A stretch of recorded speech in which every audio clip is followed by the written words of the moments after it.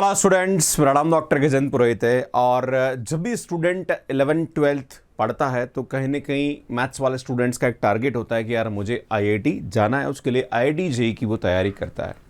But किसी वजह से कुछ स्टूडेंट्स का सिलेक्शन नहीं हो पाता है, कुछ स्टूडेंट्स आईआईटी चले जाते हैं। तो यार मैं आपको बताना चाह रहा हूँ, एक बार ऐसा हुआ कि जब हम लोग कहीं डिस्कस कर रहे थे तो वहाँ पे कुछ पेरेंट्स से मेरी बात हो रही थी। तो यार बच्चे को आईआईटी जेईई की हम तैयारी करा रहे हैं और ये वो। तो मैंने उनसे बोला कि यार आईआईटी जेईई अगर कोई बच्चा एग्जाम नहीं कर पाता है करेक्ट, तो भाई परेशान होने की जरूरत नहीं, इसके बाद हमारे पास और भी ऑप्शन होते हैं। तो यार उन्होंने बोला सर क्या क्या ऑप्शन होते हैं, मैं तो बिल्कुल पता नहीं है। तो यार मैं बताना चाह रहा हूँ, ये आज का जो वीडियो ये इसी पे होने वाला है कि भैया अगर बाई चांस किसी वजह से स्टूडेंट आईआईटी जेईई का एग्जाम क्रैक नहीं कर पाता है तो यार परेशान होने की जरूरत नहीं, उसके बाद भी बच्चे के आईआईटी में जाने के चांसेस रहते हैं। अगर कोई भी स्टूडेंट आईआईटी जेईई का एग्जाम नहीं दे पाया और वो अपना ग्रेजुएशन या बीएससी कर रहा है या इंजीनियरिंग कर रहा है, उसके बाद भी उसके आईआईटी जाने के ऑप्शंस रहते हैं। इसके लिए जो एग्जाम होते हैं, एक तो होता है आईआईटी जेईई एग्जाम, एक होता है गेट एग्जाम, राइट। इन दोनों एग्जाम के थ्रू बच्चा आईआईटी में जा सकता है अपनी पीजी करने के लिए या फिर पीएचडी करने के लिए, रिसर्च करने के लिए जा सकता है। उसके बाद भी कैरियर ऑप्शंस बहुत ही अच्छे रहते हैं। ऐसा नहीं कि भैया अगर पीजी करने के लिए कोई बंदा आईआईटी में गया है तो उसके लिए अच्छे स्कोप्स नहीं। मुझे ऐसा लगता है कि उसके लिए ज्यादा स्कोप्स रहते हैं, क्योंकि जब बच्चा पीजी करने जाता है आईआईटी में थोड़ा मैच्योर लेवल होता है और वो कहीं ना कहीं अच्छा परफॉर्म करता है वहां पर, राइट। मैंने काफी सारे ऐसे स्टूडेंट्स को देखे भी है जिन्होंने अपना जो पीजी है वो आईआईटी से करा और लाइफ में एक्सेल कर गए, बहुत अच्छा कर गए, राइट। तो इसके चांसेस ज्यादा सक्सेसफुल होने के होते हैं। अब आपके मन में सवाल उठेगा कि जो स्टूडेंट आईआईटी में अगर वो भी अपना पीजी आईआईटी से करना चाह रहे तो उनको भी देना पड़ेगा? बिल्कुल, उनको भी एग्जाम देना पड़ेगा। जैसे आईआईटी जेईई एक एंट्रेंस एग्जामिनेशन होता है, वैसे ही आईआईटी जेईई और गेट एग्जाम भी एंट्रेंस एग्जामिनेशन होता है फॉर द मास्टर्स। और ये जो बच्चा आईआईटी से बीटेक कर रहा है उसको भी ये एग्जाम देना है, और जो नॉर्मल कॉलेज से बीटेक कर रहा है उसको भी ये एग्जाम देना है। ऐसा कुछ नहीं कि उनके लिए कोई अलग से ये है कि भैया आप आईआईटी से हो तो आपको सीधा एडमिशन मिल जाएगा, राइट। वहां पे फिर आपके लिए एक चांस बनता है, राइट। और कंपटीशन इतना टफ नहीं होता जितना आईआईटी जेईई का एग्जाम होता है, राइट। और वहां पे जो क्रैक करने के चांसेस ज्यादा हो जाते हैं क्योंकि बच्चे थोड़े कम हो जाते हैं।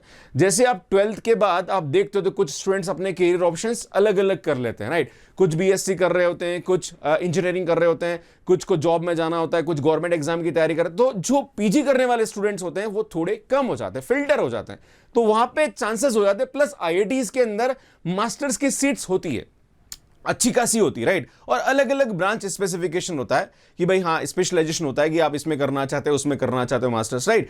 तो चांसेस होते हैं, राइट, बहुत अच्छे चांसेस होते हैं। तो यार यही मैं आज आपके सामने जो मेरा वीडियो होने वाला है इसी के बारे में है कि अगर कोई भी स्टूडेंट आईआईटी जेईई किसी वजह से एग्जाम क्रैक नहीं कर पाया तो क्या ऐसे तरीके हैं जिसके बाद ग्रेजुएशन के बाद भी वो आईआईटी जा सकता है। तो आज मैं आपके सामने बताऊंगा गेट एग्जाम के बारे में कि यार गेट एग्जाम जो स्टूडेंट इंजीनियरिंग कर रहा है या बीएससी कर रहा है तो यार वो अगर मास्टर्स करने के लिए, देखो गेट एग्जाम और आईआईटी जेईई एग्जाम में डिफरेंस स्टूडेंट को समझ में नहीं आता कि सर दोनों एग्जाम में डिफरेंस क्या है। जो आईआईटी जेईई एग्जाम होता है वो मास्टर्स मतलब एमएससी करने के लिए होता है, मास्टर ऑफ साइंस, राइट, वो करने के लिए होता है। और जो गेट एग्जाम होता है वो एमटेक के लिए होता है, राइट, या फिर MTech plus PhD integrated programme के लिए होता है ना। उसके बाद भी बहुत अच्छे कैरियर स्कोप्स होते हैं। तो आज गेट एग्जाम के बारे में बात करूंगा। आईआईटी जेईई एग्जाम के बारे में अगर आपको इन्फॉर्मेशन चाहिए तो यार मैंने एक वीडियो अपलोड कर रखा, आप आईटी पे जाके देख सकते हैं, लिंक आपको डिस्क्रिप्शन में भी मिल जाएगा। तो गेट जो 2023 एग्जाम है, हर साल गेट एग्जाम होता है ना, 2023 में, 2024 में ना, और 2022 में, वो हर साल एक गेट एग्जाम कंडक्ट होता है। ये जो एग्जाम है ये आईआईटी इसको क्या करती है, कंडक्ट कराती है हर बार अलग अलग आईआईटीज को। जैसे आईआईटी जेईई होता है वैसे ही एग्जाम होता है, राइट। अब यहां पे बताना चाह रहा हूं कि कोई भी स्टूडेंट अगर इंजीनियरिंग कर रहा है, चाहे वो मैकेनिकल के साथ कर रहा है, इलेक्ट्रिकल के साथ कर रहा है, इलेक्ट्रॉनिक्स के साथ कर रहा है, या अगर अपना बीएससी कर रहा है फिजिक्स केमिस्ट्री मैथ्स के साथ कर रहा है, तो ये सभी स्टूडेंट्स इस एग्जाम को दे सकते हैं ना। भाई इनके सब्जेक्ट स्पेसिफिक एग्जाम होते हैं, लगभग 29 सब्जेक्ट में ये एग्जाम कंडक्ट कराया जाता है ना। भाई इलेक्ट्रॉनिक्स में अलग होगा, मैथ्स वाले स्टूडेंट्स के लिए मैथ्स का पेपर होता है, स्टेट्स वाले स्टूडेंट्स का स्टैटिस्टिक्स का होता है, ऐसे ही लाइफ साइंस का बच्चा तो उसके लाइफ साइंस का होगा, केमिस्ट्री वालों के लिए केमिस्ट्री का होगा, सिविल इंजीनियरिंग वालों का सिविल इंजीनियरिंग का होगा। तो हर एक ऐसे ऐसे सब्जेक्ट्स होते हैं। तो ऐसे 29 सब्जेक्ट है जिसके अंदर ये एग्जाम कंडक्ट कराया जाता है। अब आपके मन में सवाल उठेगा कि सर ठीक है यार मैं इंजीनियरिंग कर रहा हूं और मुझे गेट एग्जाम क्रैक करने की इच्छा शक्ति मैं करना चाहता हूं, पर मुझे इस एग्जाम की तैयारी कब से शुरू करनी चाहिए और क्या तरीके हैं जिनको मैं अपनाऊं तो इस एग्जाम को इजीली क्रैक कर सकता हूं। तो यार मैं थोड़ा सा देखता हूं, क्योंकि मैंने भी लगभग इंजीनियरिंग कॉलेज में 15 से 16 साल पढ़ा है। तो जब स्टूडेंट इंजीनियरिंग कर रहा होता है, और मैं एक यूट्यूब चैनल भी चलाता हूं जो कि कहीं ना कहीं इंजीनियरिंग स्टूडेंट्स के लिए हेल्पफुल है, जहां पर मैं इंजीनियरिंग मैथमेटिक्स का कंटेंट डालता हूं, पर क्या देखता हूं वहां पे कि जब भी स्टूडेंट का एग्जाम होता है उससे पहले इंजीनियरिंग का बच्चा पढ़ता है, साल भर तो पढ़ता ही नहीं है ना। हमारी बहुत लाइक एक गलत आदत पड़ जाती है स्टूडेंट की इंजीनियरिंग के अंदर कि एग्जाम से पहले 5 साल का पेपर पढ़ो एंड पेपर एग्जाम को पास कर दो। पर अगर इस गेट एग्जाम को आपको क्रैक करना है तो आपको शुरू से ही कंसेप्ट पे फोकस करना पड़ेगा, और कंसेप्चुअल चीजों को अगर आप लेके चलोगे तो इस एग्जाम को बेहतर तरीके से क्रैक कर सकते हो। गेट एग्जाम का जो सिलेबस है वो आप अपनी ब्रांच के हिसाब से वेबसाइट से डाउनलोड कर सकते हो, आपको मिल जाएगा। लाइक आईआईटीज की जितनी भी ऑफिशियल वेबसाइट्स है वहां पे गेट के सिलेबस आपको अवेलेबल होंगे, तो वहां से आप देख सकते हो कौन कौन से सब्जेक्ट ऐसे हैं जो कि ग्रेजुएशन लेवल पे आप पढ़ने वाले हो, उसके हिसाब से आप उसकी तैयारी शुरू कर सकते हो, राइट। इस एग्जाम का जो पैटर्न है ना, क्वालिफिकेशन क्या रिक्वायरमेंट है, तो मैं बताना चाह रहा हूं कि आप अपने ग्रेजुएशन के 3rd ईयर में, चाहे आप इंजीनियरिंग कर रहे हो चाहे आप बीएससी कर रहे हो, अगर आप 3rd ईयर में हो तो इस एग्जाम को आप दे सकते हैं।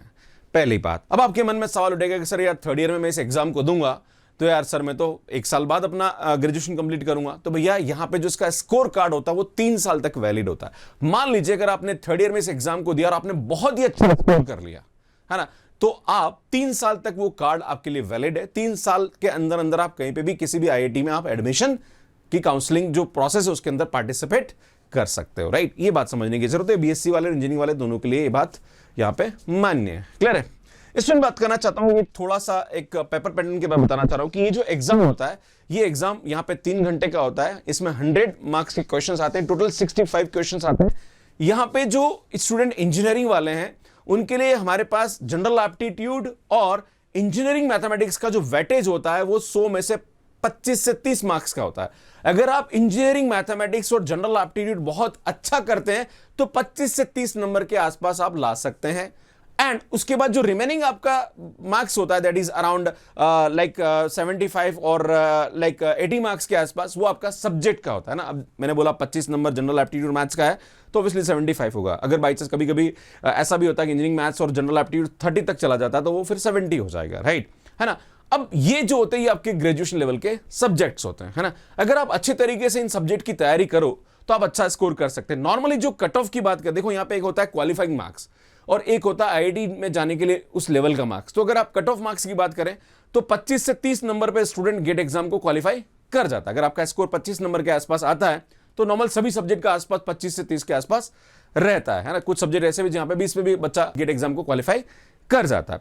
अब मैं बताना चाह रहा हूं कि बहुत सारे बच्चों का क्वेश्चन ये रहता है कि सर अगर मुझे आईआईटी जाना है तो मुझे कम से कम कितना स्कोर लेके आना चाहिए। तो मैं एक कॉमन बता रहा हूं यहां पे कि अगर आपका स्कोर 45 मार्क्स से ऊपर है ना, तो आपको अच्छा आईआईटी और एनआईटी मिल सकता है मास्टर्स के लिए। अब बहुत सारे बच्चों का मन में यह रहता है कि क्या सर इससे गवर्नमेंट जॉब मिलने की संभावना भी रहती है? बिल्कुल रहती है।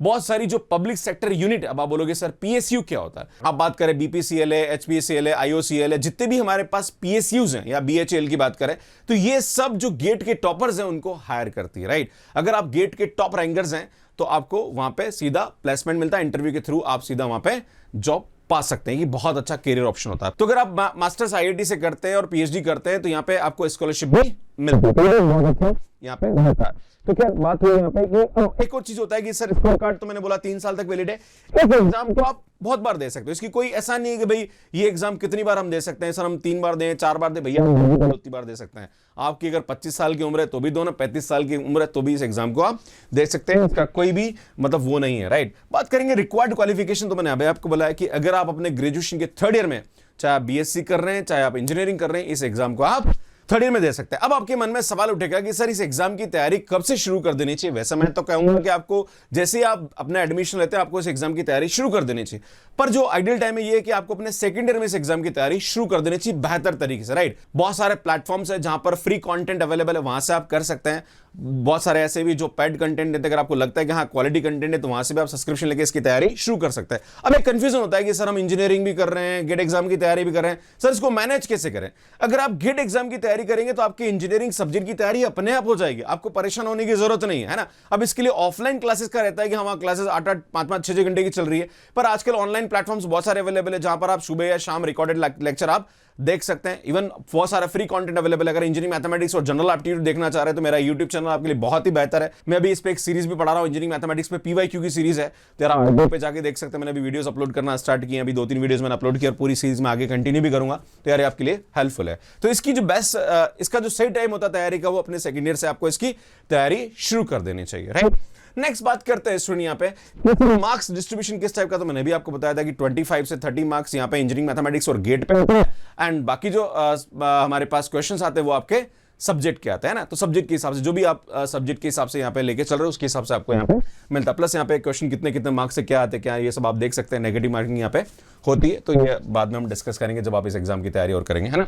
स्टूडेंट PSUs और IITs के लिए यहाँ पे आपका स्कोर जो होना चाहिए वो बेहतर होना चाहिए ना, आपकी टॉप रैंक होनी चाहिए। अगर आप टॉप रैंक में आते हैं तो यार यहाँ पे सीधा PSUs आपको जॉब ऑफर करती है, राइट। और ये जो नोटिफिकेशन अगर आप देखेंगे तो टाइम्स ऑफ इंडिया का एसेंट न्यूज़पेपर आता है, जहां पर अगर आप देखेंगे जुलाई, अगस्त, सितंबर के अंदर एसेंट न्यूज़पेपर जो वेडनेसडे को आता है टाइम्स ऑफ इंडिया में, वहां पे आपको बकायदा नोटिफिकेशन मिलेगा कि भाई IIScl ने, HPCL ने वैकेंसी निकाली है और गेट 2023 वाले जो एस्पिरेंट है उनको वहां से सीधा हायर किया जाएगा, राइट। तो ये नोटिफिकेशन भी आप देख सकते हैं। आगे बढ़ते हैं स्टूडेंट। नेक्स्ट, इसकी तैयारी कैसे करनी चाहिए, तो यार मैं बताना चाह रहा हूं कि अगर आप इस एग्जाम की तैयारी शुरू करना चाह रहे हैं, मान लीजिए अगर आपका इलेक्ट्रिकल इंजीनियरिंग सब्जेक्ट है और आप इस एग्जाम की तैयारी शुरू करना चाह रहे हैं, तो आपको सबसे पहले तो आपके पास सिलेबस होना चाहिए, प्लस जो भी प्रीवियस ईयर क्वेश्चंस एग्जाम में आए हुए हैं, यार subject wise previous year exam की एक बुक आपके पास जरूर होनी चाहिए, जिससे आप आइडिया लगा सकते हो यार किस टाइप के ये सेकंड ईयर वाले बच्चे जो फर्स्ट ईयर सेकंड ईयर में इस एग्जाम की तैयारी करने के लिए सोच रहे हैं उसके बाद। क्योंकि देखो जब भी हम कोई काम शुरू करते हैं तो उसका एनालिसिस करना जरूरी है कि यार मेरे को कितना आता है, मेरे को कितनी तैयारी और करनी, राइट। तो इसमें थोड़ा सा आपको देखने के लिए आपके पास यहाँ पे क्या होना चाहिए स्टूडेंट, जो PYQs है उसको एनालिसिस करना चाहिए, किस लेवल के क्वेश्चन आते हैं, डिफिकल्टी लेवल क्या रहता है। प्लस यहाँ पे जो भी आपके ग्रेजुएशन लेवल पे कंसेप्ट है वो क्लियर होने चाहिए। बच्चे इंजीनियरिंग टाइम पे या जो बच्चे BSc कर रहे हैं ग्रेजुएशन टाइम पे सिर्फ वो प्रीवियस ईयर 5 साल के पेपर पढ़ के पास हो जाते हैं, कंसेप्ट्स क्लियर नहीं करते। एक और चीज बताना चाह रहा हूं कि ग्रेजुएशन का जो पेपर पैटर्न होता है वो डिस्क्रिप्टिव होता है ना, और जो हमारे पास ये एग्जाम होता है गेट एग्जाम, इसका पैटर्न होता है वो मल्टीपल चॉइस क्वेश्चन होता है। तो मल्टीपल चॉइस क्वेश्चन करने के लिए आपके पास शॉर्ट ट्रिक्स और कंसेप्ट्स का पता होना जरूरी है। अगर आपने पैटर्न से मान लीजिए अगर किसी क्वेश्चन में आप मैट्रिक्स दे रहे और आपसे पूछा जाए कि इसकी आइगन वैल्यूज क्या होगी, तो यार आपके पास 3 ऑप्शन या 4 ऑप्शन आप फटाफट कर सकते हो, है ना। ये ट्रिक है इसकी। अगर आप निकालने बैठ गए तो यार टाइम खराब हो जाएगा आपका, राइट। तो आपको ये थोड़ा पता होना जरूरी है और आपको साल भर इसकी तैयारी करनी चाहिए। ऐसा नहीं कि भाई एग्जाम है तब करेंगे ना। बहुत सारे बच्चों को रहता है अरे गेट एग्जाम का नोटिफिकेशन निकला और फॉर्म भर दिया और कर दिया। मैं आपको बताना चाह रहा हूं कि अगर मैं मैथमेटिक्स की बात करूं तो मैथमेटिक्स में इस सब्जेक्ट की एग्जाम की देने वाले बच्चे जो होते हैं वो अराउंड 10,000 के बच्चे आसपास एग्जाम देते हैं और 10,000 में लगभग 10% बच्चे ऐसे होते हैं जिस एग्जाम की सीरियस तैयारी करते हैं, राइट।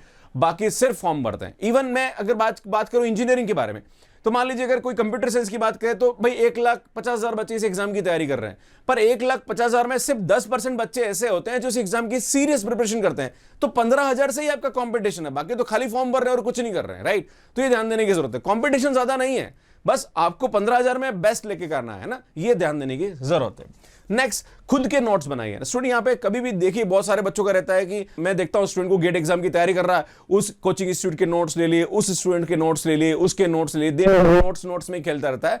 जो भी एक अच्छे नोट्स आपको नजर आता है उसको लेके तैयारी शुरू कर दीजिए। क्लियर है, आप बिल्कुल ये चक्कर में ना पड़े। ये बहुत अभी आजकल मैं देखता हूं कि जब से ज्यादा अवेलेबिलिटी हो जाती है ना, वाली बात है ना कि जब आप एक थाली परोस रखी है और उसमें 10 तरह की सब्जियां हैं, 2 तरह की रोटी नहीं है, तो बंदा खा नहीं पाता, देख देख के दिमाग खराब हो जाता है उसका, राइट। सो ध्यान देने की जरूरत है। क्लियर है, तो यहाँ पे आपको ज्यादा नोट्स और इन चक्कर में एंड मतलब कंटेंट में चक्कर में पढ़ने की जरूरत नहीं। रेगुलर बहुत जरूरी है ना। और स्टूडेंट हमेशा यहाँ पे आप जो मल्टीपल चॉइस क्वेश्चन है, जो भी जैसे मान लीजिए कि अगर कोई स्टूडेंट इलेक्ट्रिकल इंजीनियरिंग का और उसका सर्किट थ्योरी अच्छा सब्जेक्ट उसको आता है, तो उसमें कहने के उसको गेट के जो प्रीवियस ईयर क्वेश्चंस वो ट्राई करने चाहिए, है ना। और खुद से ट्राई करने चाहिए। बच्चों की एक आदत होती है कि जरा सा कहीं डाउट आता है, फ्रेंड से पूछ लिया, टीचर से पूछ लिया, भैया खुद से ट्राई करो, है ना। जब तक आप अपनी प्रॉब्लम सॉल्विंग स्किल पे काम नहीं करेंगे तब तक आप इस टाइप के एग्जाम को क्रैक नहीं कर सकते हैं, राइट। ये बताना चाह रहा हूं। अगर IIT JEE एग्जाम की तैयारी आप करते हैं, उससे अगर थोड़ी सी कम तैयारी भी आप करते हैं कंसिस्टेंट लेवल पे, भैया IIT JEE के लिए तो बच्चा 2 साल तक मेहनत करता है। अगर आप 1-1.5 साल भी गेट एग्जाम के लिए मेहनत करेंगे और आधी मेहनत में भी आप इस एग्जाम को बेहतर तरीके से क्रैक कर सकते हैं। वहां तो घना सारा कंपटीशन है, यहां तो इतना कंपटीशन भी नहीं है, राइट। बस आपको थोड़ा सा क्योंकि आपका एक मैच्योरिटी लेवल भी हो जाता है, आपको पता है कि उस एग्जाम का क्या लेवल और किस तरह से आपको तैयारी करनी चाहिए। बच्चा जैसे उम्र के साथ साथ मैच्योर भी होता है, राइट। है ना। जब स्कूल 11-12 में तो पुश करना पड़ता है, पर ग्रेजुएशन लेवल पे आप खुद थोड़ा सा सेल्फ मोटिवेटेड होते हो, राइट। तो सेल्फ मोटिवेटेड होने की जरूरत है और क्वेश्चंस को ज्यादा ट्राई करने की जरूरत है। बहुत सारे ऐसे प्लेटफॉर्म है जहां पर फ्री ट्राई सीरीज है, दो यार, क्या दिक्कत है ना। फ्री में जब कुछ मिल रहा है तो हमेशा आपको करना चाहिए। तो ये कुछ चीजें जो आपको ध्यान देना चाहिए। स्टूडेंट गेट एग्जाम के बारे में मैंने बहुत सारे वीडियोस अपलोड कर रखे। अभी मैंने एक पीवाईक्यू की सीरीज स्टार्ट करी है, तो वो भी आप देख सकते हैं। इस एग्जाम के बारे में और मैंने बताया कि कैसे इसकी आपकी प्रिपरेशन स्ट्रेटेजी होनी चाहिए, उस पर भी आप देख सकते हैं। तो यार ये सब मैंने कर रखा। प्लस मैं आपको एक और चीज बताना चाह रहा हूं कि जो स्टूडेंट इंजीनियरिंग कर रहे हैं या फिर बीएससी कर रहे हैं, आप आईआईटी जेईई एग्जाम भी दे सकते हैं। और इस एग्जाम को देने के बाद आपके क्या करियर स्कोप हो सकता है, इस पर मैं बहुत जल्दी एक वीडियो लेके आने वाला हूं। अगर आप चाहते हैं तो आप कमेंट बॉक्स में कमेंट करके बताइए, मैं इस पर बहुत जल्दी एक वीडियो भी अपलोड करूंगा कि जो स्टूडेंट इंजीनियरिंग कर रहे हैं, जो स्टूडेंट बीएससी कर रहे हैं, क्या आईआईटी जेईई एग्जाम उनके लिए हेल्पफुल है कि नहीं, क्या उसके बाद उनके लिए कैरियर स्कोप्स कितने हैं, इसके बारे में अगर आप जानना चाहते हैं तो बहुत जल्दी मैं इस पर एक वीडियो अपलोड करूंगा। So thank you so much for watching मी। कैसा लगा प्लीज कमेंट करके जरूर बताइए, लाइक करिए, शेयर करिए और चैनल को जरूर सब्सक्राइब करिए। Thank you.